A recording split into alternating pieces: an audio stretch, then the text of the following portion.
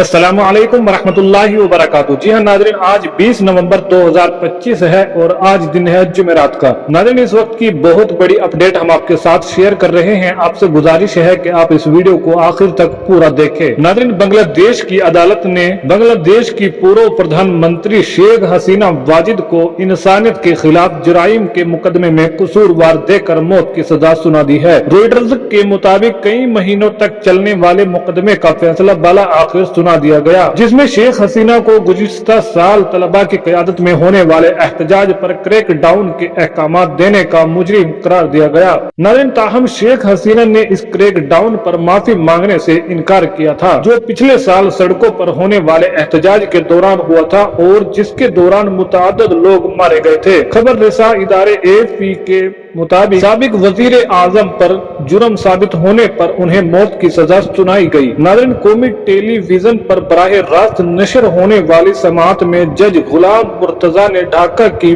बड़ी अदालत में पढ़कर सुनाया कि इंसानियत के खिलाफ जुराइम के तमाम तकाजे पूरे हो चुके हैं।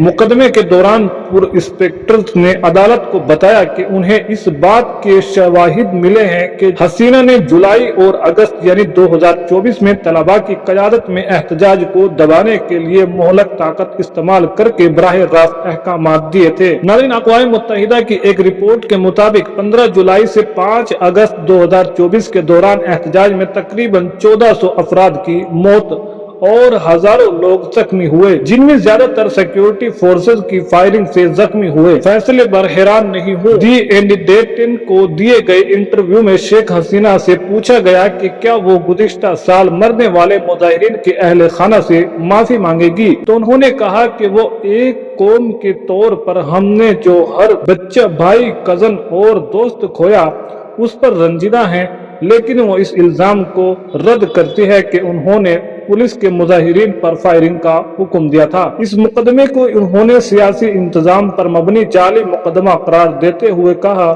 ICT एक जाली अदालत है जिसकी सदारत एक गैर मुंतखब हुकूमत कर रही है, जिसमें मेरे सियासी मुखालिफ शामिल हैं। उनमें से बहुत से मुखालिफ मुझे खत्म करने के लिए कुछ भी कर सकते हैं। उन्होंने कहा, अपने खानदान की तारीख की वजह से मेरे लिए अपने मुल्क में सियासी कत्ल व गारत की तारीख से ज्यादा आगाह कोई नहीं हो सकता और ICT का ये इकदाम इसी बदसूरत रिवायत का हिस्सा है। हसीना की नुमाइंदगी एक रियासती मुकर्रर करदा वकील ने की, जिन्होंने अदालत को बताया कि उन पर लगाए गए इल्जामात बेबुनियाद हैं और उनकी बरबरियत की दरखास्त की। इस मौके पर दारुल हुकूमत ढाका और मुल्क की कई दूसरे हिस्सों में नीम फौजी दस्ते और पुलिस तैनात की गई थी, क्योंकि शेख हसीना की जमात अवामी लीग ने पीर को मुल्क गैर एहतजाजी की काल भी दे रखी है। एक खुसूसी ट्रिब्यूनल में इस्तिगासा ने शेख हसीना के लिए सजाए मौत का मुतालबा किया था। खबर रसा इदारे AP ने कहा कि शेख हसीना ने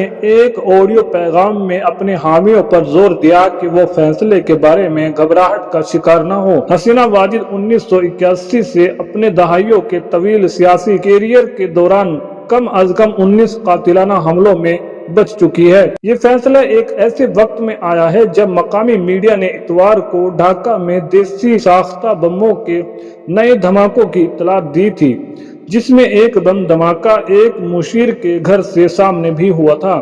सुप्रीम कोर्ट के हुक्काम ने इतवार को आर्मी हेड क्वार्टर्स को लिखे गए खत में फैसले से पहले ट्रिब्यूनल के अहाते के इर्द गिर्द फौजियों की तैनाती का कहा था। इस्तिगासा ने कहा कि ट्रिब्यूनल के फैसले को बांग्लादेश की सरकारी टेलीविजन और दीगर TV चैनल पर बराह रास्त नशर किया जा सकता है।